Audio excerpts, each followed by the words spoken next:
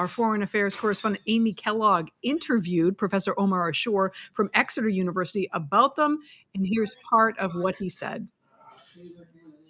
In the article, Ukraine's hybrid defense strategy, it is a mix of leveraging the efforts of people who want their lands to be liberated in these occupied territories with partisans, so activists, armed activists in this case, who are patriots loyal to Ukraine, and the professionals, which is usually the special forces like the SSO, the Ukrainian Special Forces Operations, which has a dedicated unit to fight behind the enemy lines.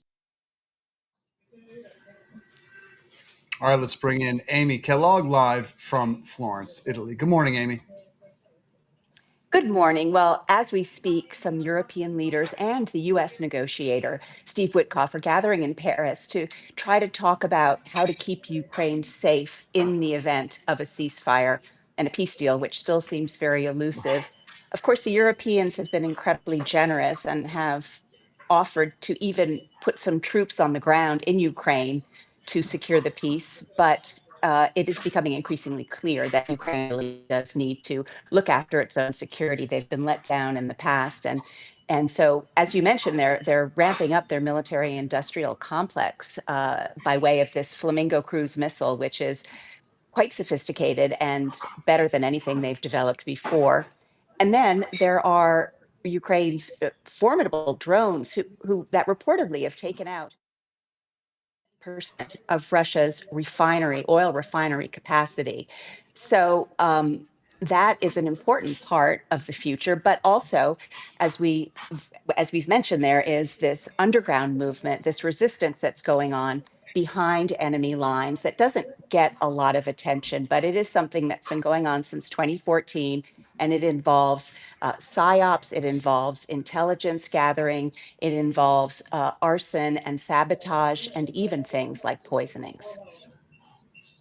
Yeah, Amy, I wanted to ask you, I mean, I know that new missile is fascinating for the punishment it can deliver, but the optics are also interesting. It's hot pink. Is there a story behind that? Well, reportedly, I haven't spoken to the missile factory, but reportedly there were a lot of women involved in the design of this Flamingo missile. So the pink tip is kind of a nod to them.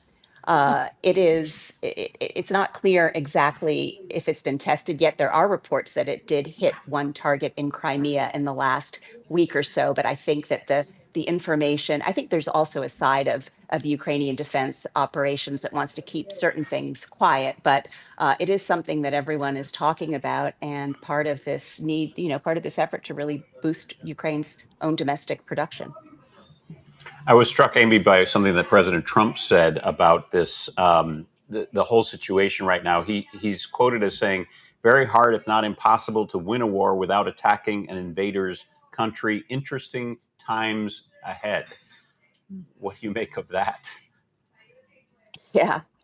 Well, I think, two things. If this Flamingo missile becomes really viable, and if Ukraine feels abandoned by the West at a certain point, they perhaps will be hitting Moscow, and we can't even imagine what wrath that would incur.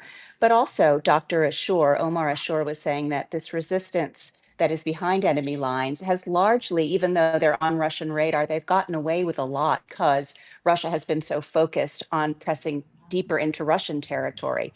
If an unjust peace is arrived upon, then this underground will face much more severe repression, but it will also be more incentivized to really hit back. So these people in the areas that we all kind of assume will end up under Russian control are likely to be grounds for a lot of bloodshed, even if a deal is reached.